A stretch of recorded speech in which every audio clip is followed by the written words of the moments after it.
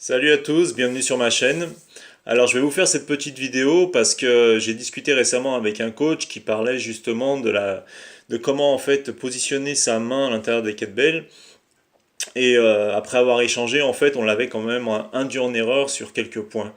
Donc je voudrais revenir dessus. J'en parle constamment dans mes formations. Comment encastrer sa main à l'intérieur de la kettlebell. Là, je vais juste vous montrer comment la positionner. C'est-à-dire que ce soit en jerk, en snatch, en half snatch, en ce que vous voulez, en clean, la position de la main à l'intérieur doit être identique. Donc, lorsque vous avez votre main à l'intérieur, vous avez trois points de contact. D'accord? Donc, vous en avez un en bas, ici, sur l'os, là. Vous en avez un ici, donc là pour ça je vais vous montrer sans la kettlebell, sur le nerf qui se trouve juste ici.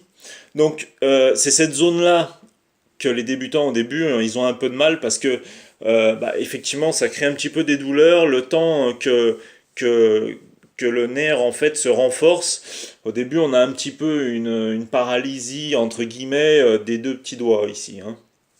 Donc c'est pour ça que je vous conseille de mettre des protèges poignets éponges, mais travailler un maximum quand même sans. Donc je répète, les deux premiers points de contact c'est ici en bas, d'accord, bien encastré, ici, et le dernier, d'accord, ici. Donc le dernier, c'est un petit peu le plus important, c'est ici, c'est cette zone-là en fait. Parce que tout le poids de la kettlebell, il va reposer ici, d'accord.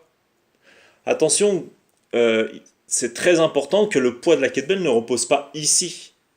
Parce qu'ici, à terme, ça tire sur le pouce. Et j'ai déjà eu une personne qui a eu une tendinite à cause de ça. C'est pour ça que, en fait, la main, elle ne doit pas être tendue comme ça, rigide, absolument pas. Elle doit être totalement détendue. Les doigts, on les cale soit derrière la poignée, soit dessus, hein, comme on le sent. Et voilà, là, ma main est totalement détendue. Et tout mon poids, voilà, il est ici, hein. Le poids de la kettlebell, il se retrouve vraiment ici. Mais il faut, pour pas que ça bouge en haut, qu'on ait donc une fixation ici, bien solide avec la boule, et une ici. Donc là, vraiment, vous avez une poignée qui est parfaitement encastrée.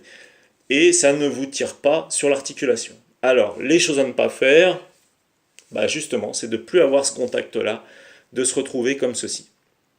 Donc là, vous êtes sûr que ça va vous tirer sur le poignet à terme, même très rapidement. D'accord? Donc c'est pour ça qu'on prend, vous voyez, là je suis un petit peu rouge, c'est normal, hein, c'est dû aux entraînements, hein, mais à force on a de la corne qui se forme. Donc vous voyez, hop, je rentre ma main à l'intérieur, je détends, voilà.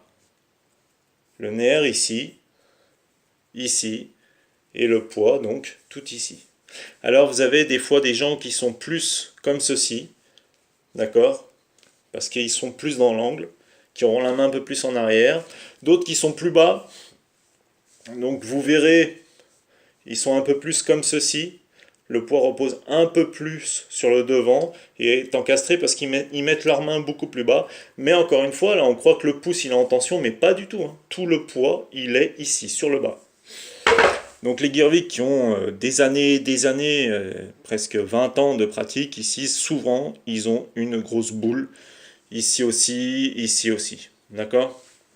Donc voilà, j'espère que cette vidéo vous aura aidé parce que c'est quand même très très important. Je vois beaucoup d'erreurs concernant donc la main à l'intérieur de la kettlebell.